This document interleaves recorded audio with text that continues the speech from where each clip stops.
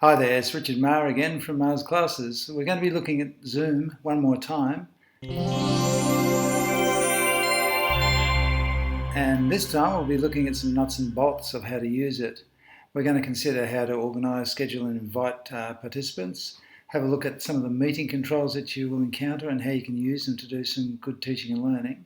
Also look at one feature, which is breakout rooms, which is ideal for group work and discussions. And then we'll have a look at a few other considerations when you're using the software. So first of all, I'd recommend you go to the, this is for the invitations and scheduling, you go to the zoom.us website and then you click on My Account, you log into your account, and then you'll be greeted with the settings page, the page where you can change your settings. If you go down to Meetings and click on that, you'll see that you can title a meeting, describe the meeting, go down the calendar and set a time and a date for the meeting and a length of time for it. There's a stack of other little settings you can do as well. Then once you click Save down the bottom of that page, you'll be presented with a page like this. I've covered up the meeting ID and the URL for this. But you can then save that to any of the calendars you might use, Google, Yahoo or Outlook. Then there's a thing down the bottom right there that says copy the invitation. What you'll get is a invitation like this. So if you copy that, then you can paste it into an email which you can send to all your participants. Okay, when you're ready to begin your meeting and host your meeting, you'll have downloaded a little extension into your browser. You can click on that and then you can say start a meeting. You can also schedule your meeting through this as well. I'm going to start my meeting with video on. Now this is the evening. I don't have natural light in my room, so I don't know what it's going to look like, but once you've got this meeting joined, I'm going to be the only person in the meeting. There's not going to be any participants because I'm just sitting here by myself at the moment. But I wanted to show you the meeting controls that you will have available to you. You've got the mute where I can mute my audio so participants don't hear me, or stop my video if I wish to stop being visible to them. With this thing here, the invite, what I can do is I can use my default email to send an invite to this meeting. Now when that comes up, this is the meeting number that I'm running at the moment. I recommend that what you do, or what I do I should say, is I keep a list of my classes. Sorry, I don't want to show their emails. And I highlight all of their emails, paste them into here, and then I email them the invite to the meeting. That's normally when I do that as a before the event, when I've got a scheduled meeting. Once the participants are in the room, when you click on this Manage Participants, I'll have a list of all the participants down here. You'll be able to see their microphone and camera. You can turn that off. I actually mute them all when they enter, just to keep it all quiet when they're coming in. They will see all of these icons down the bottom, plus they'll have another icon here which is a hand up one. So if they've got a question, they can raise their hand and let me be aware of that.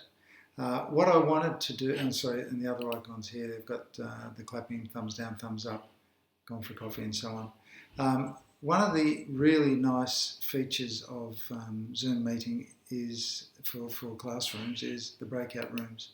Now, because there are no participants here, I've got 0 participants, but I can choose how many rooms I have, and depending on the participants, it will divide them into how many participants in each room.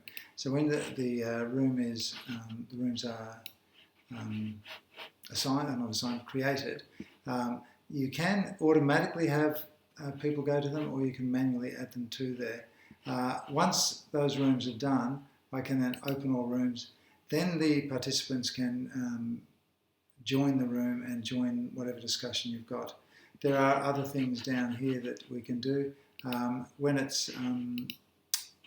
they're in the meetings, you can, down here there's a button that will appear down here where I can give a big notice to everyone, and if it's an important notice, just say, hey, look everyone, we've got a couple of minutes to go on this, finish your discussions and we'll be back in a minute. When I then close the rooms, participants have got 60 seconds to come back into the main area. You can also drag people from one room to another if you need to move the groups around. Really nice feature. Other things that I thought I'd talk about in this video is considerations. Now, I haven't considered something here right now, and that's the lighting in this room. It's pretty horrible. Um, I would do it during the day when there's natural light coming into the room.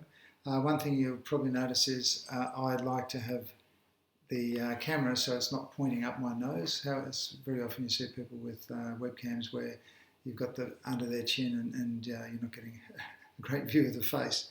Other things are the expectations of your students.